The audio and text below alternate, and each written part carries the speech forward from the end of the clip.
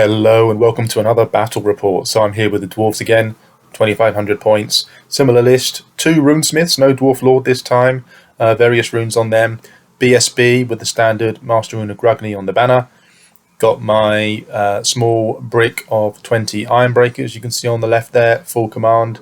20 Longbeards with great weapons, full command, and of course the big block of 40 warriors with great weapons and full command. Managed to squeeze in 5 war machines this time, so I've got the 2 organ guns, not the engineers, so I've taken out the engineers in order to get that 5th war machine in.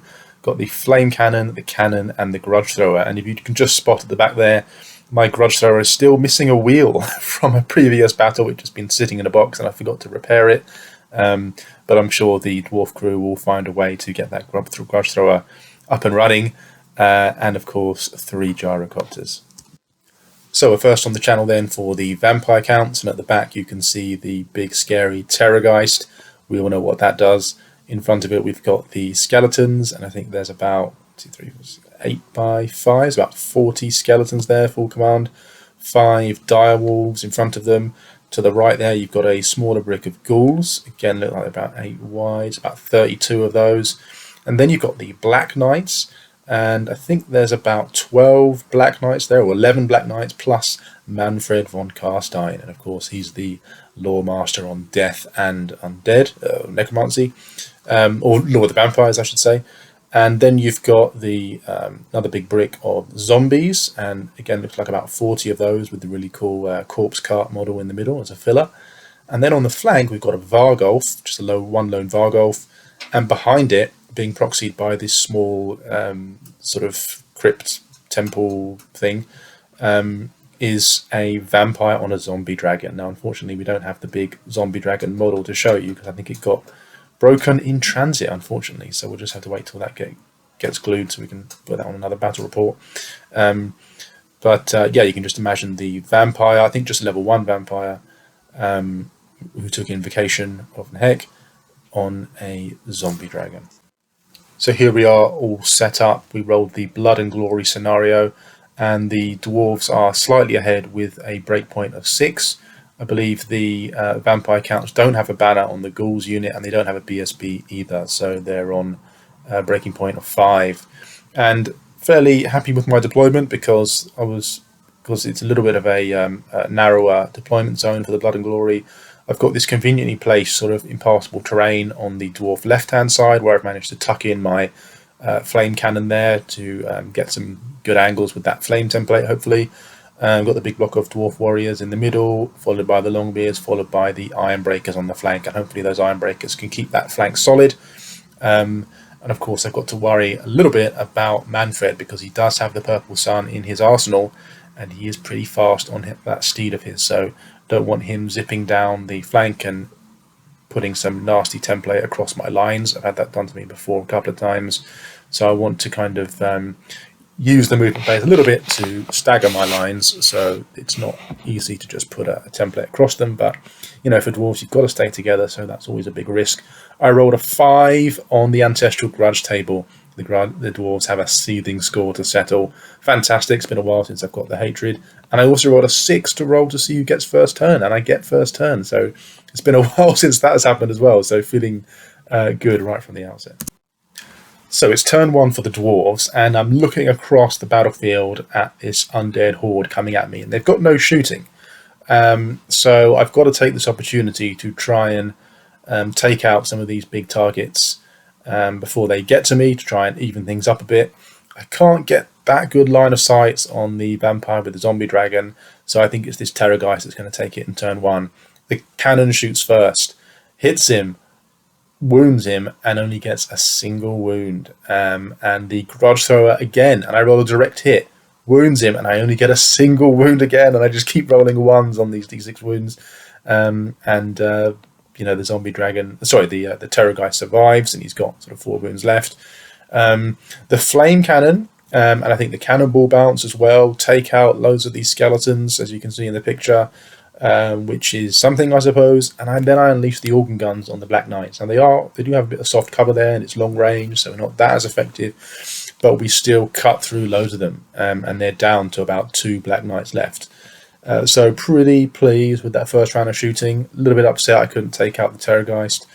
But in the movement as well, I moved those Ironbreakers up a little bit because that's my sort of anvil on the right flank there. The Gyrocopters, however, are still just waiting in the wings at the moment. They're not going to come out and engage the vampire counts yet because we want to just keep them in reserve, and perhaps they'll be used to tie up some of the enemy units as they come at me. So that was Dwarf turns 1. And then what happens in Vampires turn 1? Well, they come at me at full pelt, which isn't that fast, of course, for Vampires.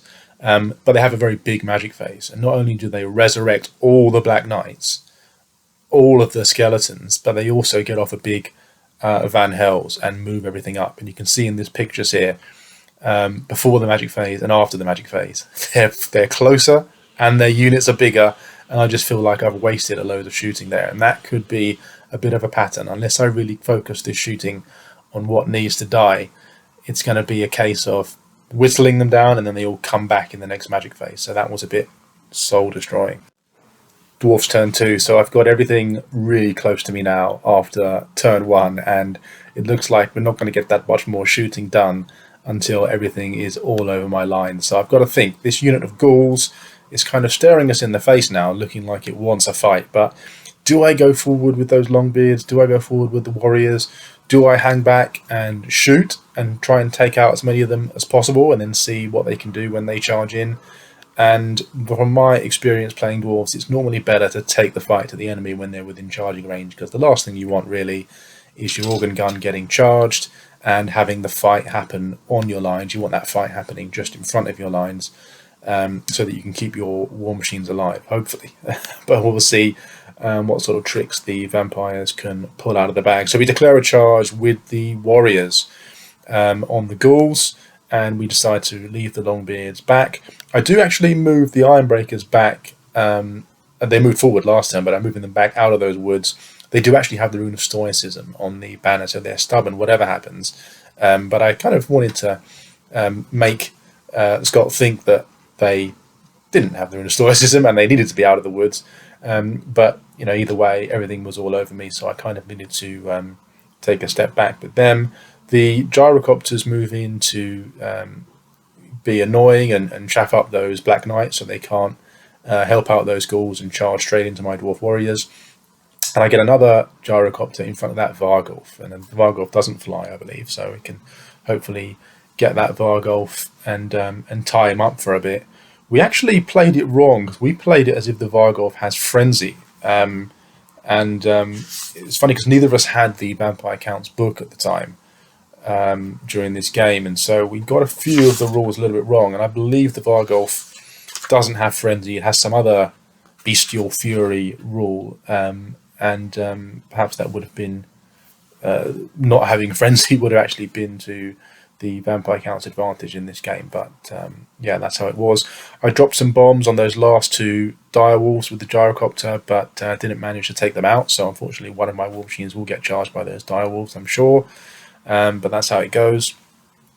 And then we move on to the shooting. Yeah, so this big Terrorgeist is still alive, we just got to try and kill it now on this turn 2 before it starts screaming at things. So we get the Grudge Thrower on there, another hit, boom, and then of course I roll a 1 on my to wound roll, and I'm just thinking, gosh, what's going on? This Terrorgeist has survived 3 cannons so far and just won't die. Of course I missed with the cannon against the vampire and the zombie dragon, and so it's down to the organ guns. And I didn't want to shoot the organ guns at the zombie dragon, but it's got to be done. So eventually we take it out. Sorry, the Terrorgeist rather. So we take out this Terrorgeist finally, and the flame cannon shoots, takes out some more, a couple of Black Knights as well, and then the shooting phase ends. Close combat, so we get those Dwarf Warriors into those ghouls, and I'd actually forgotten about the rerolls from Van Hells. So those ghouls did a bit of damage, but not enough, obviously, with all those great weapons charging in at the front, strength 6. We managed to finish off those ghouls and see off what was remaining. We just decided not to not to overrun though, and we're just sort of standing in the middle of the park there, waiting to see what happens. Those Black Knights are chaffed up by the gyrocopter, but those direwolves and those skeletons could charge my dwarf warriors if they want. The zombies look like they've got a flank on those dwarf warriors, and of course the big zombie dragon could decide to go into those dwarf warriors as well. But of course I've got my other units waiting to countercharge if that does happen. Vampire's turn 2, so here come the charges. We've got the vampire on zombie dragon going into the cannon, not much I can do about that. Got the Vargolf going into the gyrocopter in front of it, the Black Knights with Mannfred going into the gyrocopter in front of them, and those last 2 direwolves decide to charge my flame cannon. Now I'm not sure how that's going to go.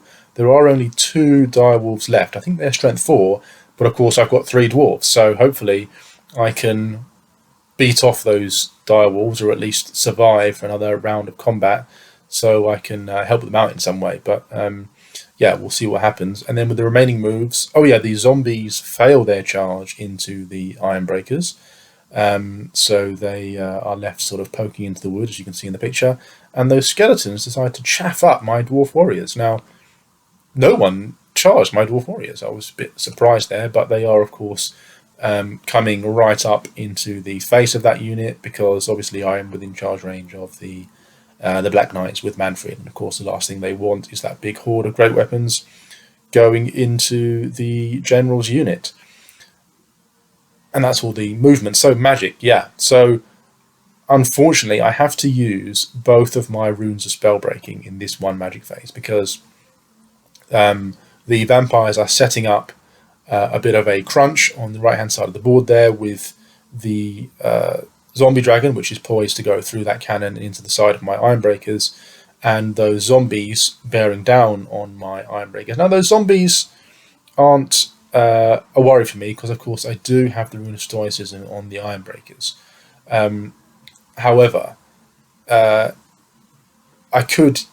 BSB is just within 12-inch of those iron breakers at the moment, and he decides to cast that -3 leadership spell. And of course, I mean, I haven't actually measured it at the time. They might be just out, but I'm hoping to push up those dwarf warriors with the BSB in it into those skeletons or into those Black Knights, which would leave the iron breakers outside of BSB range. And then if they get brought down to leadership 7, there's a chance they might just panic and run, even if they are stubborn. So I use my rune of spell breaking on that spell, and I use it on the Purple Sun, because he tries to get off the Purple Sun. Yeah, doesn't get any other spells off, but of course I lose both of my scrolls. In the combat then, the gyrocopter on the right survives against that Vargolf and flees towards the backboard edge on 1 wound remaining, and just on the edge of the board there.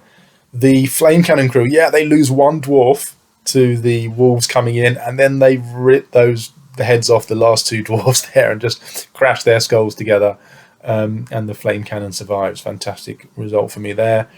And as you can imagine, in the close combat with the zombie dragon, goes as expected and goes straight through that cannon into the side of the iron breakers.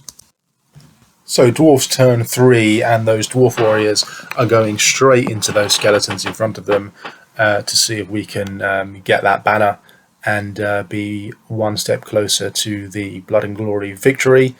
The last remaining gyrocopter, well, I say last remaining one, obviously I've got 1 fleeing on the side of the board there who does rally, but he's got a Vargolf bearing down on him, and that last gyrocopter moves in to chaff up those Black Knights again. I want to keep them sort of perpendicular to me, if that makes sense, because I don't want Mannfred coming down the side of my lines and throwing a big purple sign right across all my units. So although obviously it's possible Mannfred could just charge out of that unit, and I am expecting something to come into my organ guns at some point, because both my organ guns haven't been charged yet. But for now, obviously trapping up that Black Knight unit. And in the shooting phase, we kill swathes of zombies with the flame cannon and the grudge thrower, getting some good shots on there. And the organ guns unleash into the Black Knights, and I actually managed to kill, because one of them was in short range now, managed to kill all the Black Knights. Mannfred doesn't take any wounds, but he's left alone, and of course I get the banner for wiping out that unit, which is a good result. in the close combat phase, then these skeletons are wiped out to a man, and I mean to a man, as in one skeleton was left remaining. I was like, no, this can't be happening. We literally slaughtered loads of them, and loads of them crumbled, but there was one skeleton left. That last skeleton champion, like, hurrah, fight me, all of you dwarves. Which seemed like a really bad thing at the time, but actually, to be honest, it's not that bad, because obviously if you win combat on your opponent's turn, then you get to swivel in the right direction and make another charge on your turn. So it turned out to be quite good for me, as you're about to find out. The Ironbreakers took quite a few casualties, 6 or 7 of them dying to this big zombie dragon. But of course they're steadfast, leadership 10, so they pass and they turn around to face the dragon so they can get their parry saves in the next round of combat. Leaving my flank open to the zombies, of course, which might have looked tasty to the vampires at the time, but of course I know what Scott doesn't know, that they're actually going to be stubborn anyway, even if they remove their steadfast, because they've got that rune of stoicism, as I said before. So vampires turn 3 then, and Mannfred, all on his Jack Jones, decides to charge into that organ gun. And it's about time, really, because my organ guns haven't been charged yet, and they've been doing a lot of damage. They've killed all of his Black Knight buddies, and so there he goes in all alone. And of course the Vargeist charges into that recently rallied gyrocopter on the edge of the board, about to finish that off as well. And then comes a huge magic phase. So Mannfred gets off raised dead, first of all, and puts on a bunch of zombies in front of the other organ gun and the Longbeards, so those Longbeards can't charge Mannfred in the flank or get involved. Mannfred's just left to fight that organ gun by himself. And then he gets off Purple Sun. I saved my dice for it, chucked all my dice in vain, and here comes the Purple Sun, rips through my lines, as usual, killing both the organ guns and about 3/4 of the Longbeards. Devastation. My Runesmith and the Longbeard champion survive, however, so still getting those two. My characters are still alive, and the Purple Sun didn't go that far. You can see it in the picture there. The template is where the Purple Sun is currently, so it didn't go all the way through to kill my gyrocopter as well. But the worst thing about Purple Sun, of course, is that now Mannfred gets loads of dice back, and then he just has free reign with 12 dice to cast whatever he wants. So he Doom and Darkness, the -3 leadership spell on my Ironbreakers, the various other buffs, Invocation of the Heck, bunch of zombies come back, skeletons come back. You can't raise those Black Knights, fortunately, because the unit is dead already, and some other various other buffs. Yeah, it's just like do whatever you want with 12 dice basically after that. There is one silver lining though, which is that now Mannfred isn't in combat with that organ gun, and I suppose originally he'd planned to attack that organ gun and overrun off the board to sort of stay safe, and now he's a bit exposed. I think we played that correctly, because the person he's in combat with is no longer there, so at the beginning of the close combat phase there's no combat to be fought and therefore no overrun to be done. My Dwarf Warriors defeat that last remaining skeleton. Well, there was a few more, obviously, because he'd raised some up, but we defeat those and swivel around. The Vargolf kills that last gyrocopter, as you can imagine. And then this fight on the right-hand side here between the Ironbreakers and the Vampire and the Zombie Dragon goes the way of the Ironbreakers. I couldn't believe it.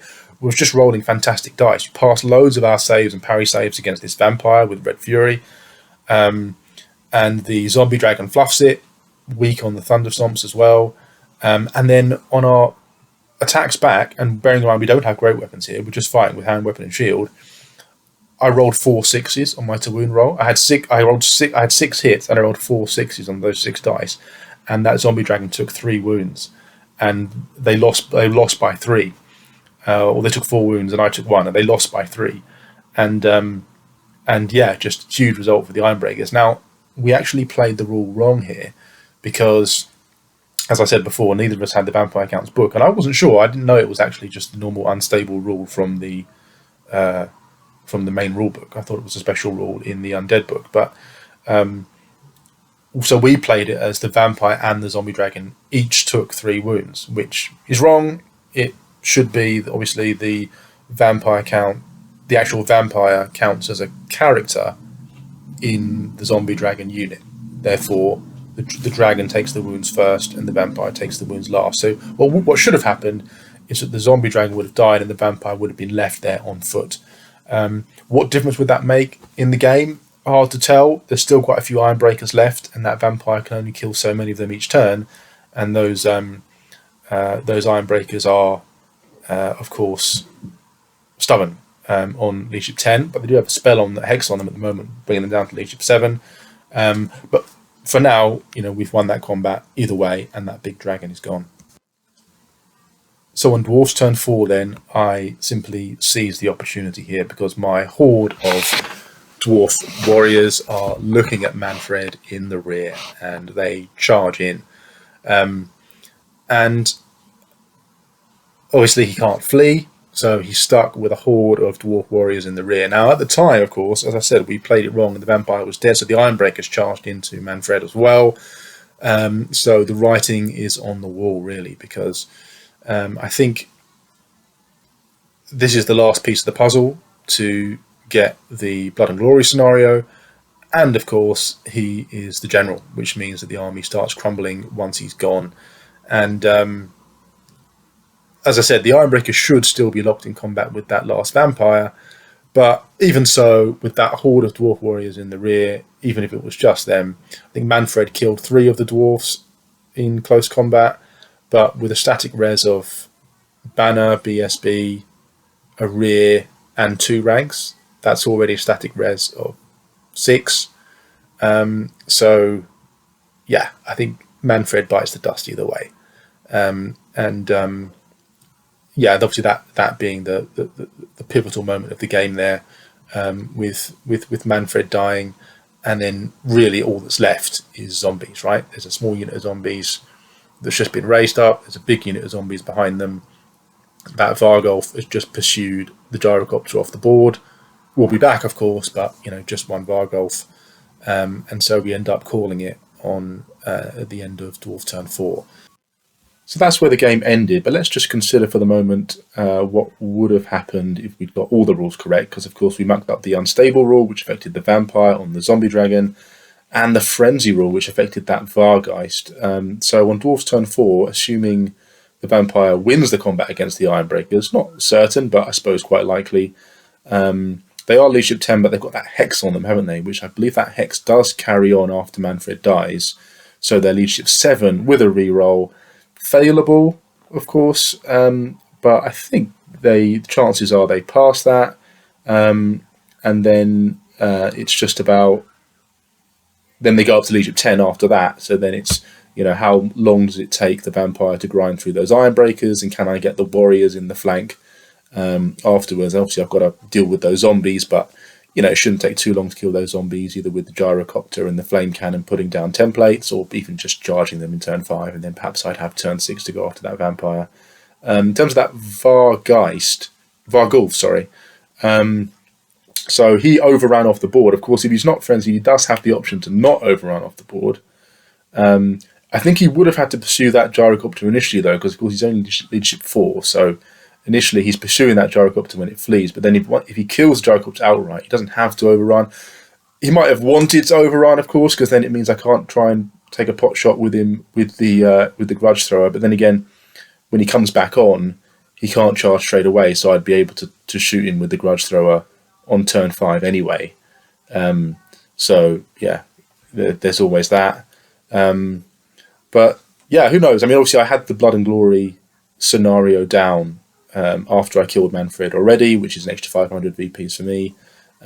So I think either way, it's looking like a dwarf victory. But really enjoyable game. It's good to have the dwarf gun line. Obviously, I took 5 war machines, which is I don't know how the Thunderers and the Quarrelers and stuff, but 5 war machines up against those 2 big beasts. I think I did it the right way, going after the Terrorgeist, because obviously that just comes down and starts taking out my war machines one by one with that scream.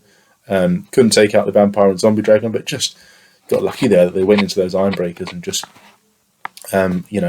rock and a hard place. You can't get through those Ironbreakers; they're just so solid. And the Purple Sun, I think it's actually the first game that I've played with Dwarves where the Purple Sun has come in, and I've lost a bunch of War Machines and loads of Dwarves, and then gone on to win the game. Because normally it's just devastation after that Purple Sun. Although I have had some close games where the Purple Sun's done the business, and then it's finished quite close. But that must have been the first victory. What else? The Flame Cannon was very good for me. Putting down some big templates on those zombies and skeletons, and not dying, and it was quite cool beating off those dire wolves in one turn and then being able to get back to shooting the next turn, which is always cool. Another good game for the Dwarves. Hope you guys enjoyed it as usual. Like, subscribe, comment, and all that good stuff. And speak to you all soon. Goodbye.